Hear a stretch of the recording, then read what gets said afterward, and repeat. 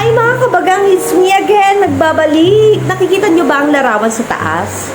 Ang larawan sa taas ay halimbawa ng isang housewife.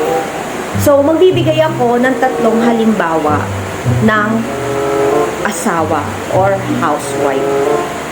Ang una kong ibibigay na halimbawa, ito ay ang asawang may trabaho, may negosyo, so may pinagkukunan ng kanyang income.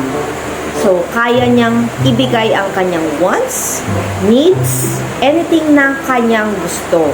Dahil siya ay may trabaho at may negosyo. May pinagkukunan siya ng income na pumapasok para sa kanya at sa kanyang pamilya. Pero, ang asawang ganito, syempre, workaholic siya, busy siya, hindi niya na nagagampanan ang trabaho bilang sa isang bahay, sa isang housewife. Kung ano man ang ginagawa ng isang housewife, panilbihan yung kanyang asawa, ang kanyang anak, dahil syempre, siya nga ang nagtatrabaho at nagpo-provide ng pera. Or kahit may trabaho man yung kanyang asawa, siya ay nagbibigay din ng income sa kanyang pamilya. So, kaya niyang ibigay yung needs niya, wants niya, needs ng asawa niya, needs ng anak niya, dahil meron niyang pinagkukunan na income. Dahil itong uri ng asawa na to, yung una kong sinasabi, ito nga yung may negosyo or may trabaho.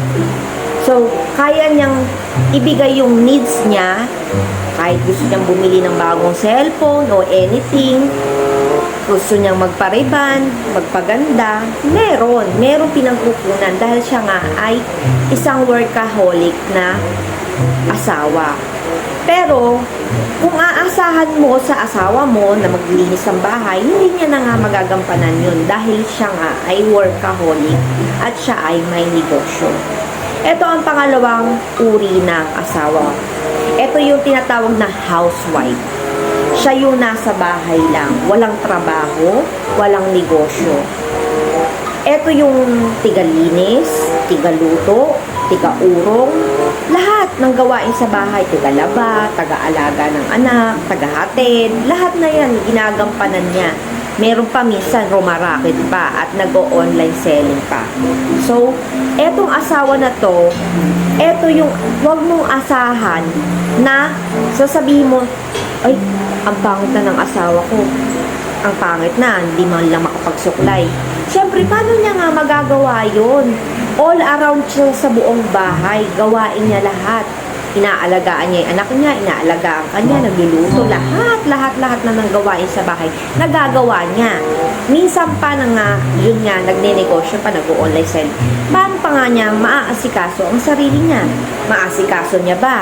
Magbibigay ka lang, sakto lang, kundi minsan kulang pa. So, saan niya kukunin yung kanyang pampaganda? Diba? Di wala. Ito ang asawang pangalawa. Ito ang asawang pangatlo. Kung naghahanap naman kayo ng chicks na asawa, maganda, sexy, talagang porcelana ang kanyang kutis, mag-add ka ng iyong budget na asawa. Dahil syempre, kailangan mo i-provide kung ano man yung mga needs ng asawa mo. Katulad ng mga glutathione, pampasexy, pangkanyang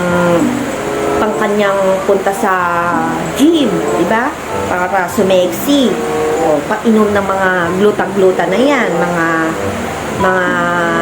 pampapayat, mga pampasexy, pampaputi. Lahat yan, ibibigay mo sa iyong asawa dahil yun nga ang kanyang, kung yan ang gusto mong asawa. Yung sexy, lahat, maganda. Diba? Chicks nga diba? Pero, syempre, chicks na siya, hindi rin niya nagtatrabaho sa bahay. Dahil meron niyang yaya, may katulong yan. So, ipoprovide mo na asawa kung ano ang needs mo. Pero, maitanong ko lang sa inyo, anong asawa ba ang gusto nyo? Yung una, pangalawa, pangatlo? Pero kahit ano man ang gusto nyo sa tatlo na yan, syempre, asawa nyo, mahalin nyo at tanggapin nyo kung ano ang pinili nyo uri ng asawa. Diba?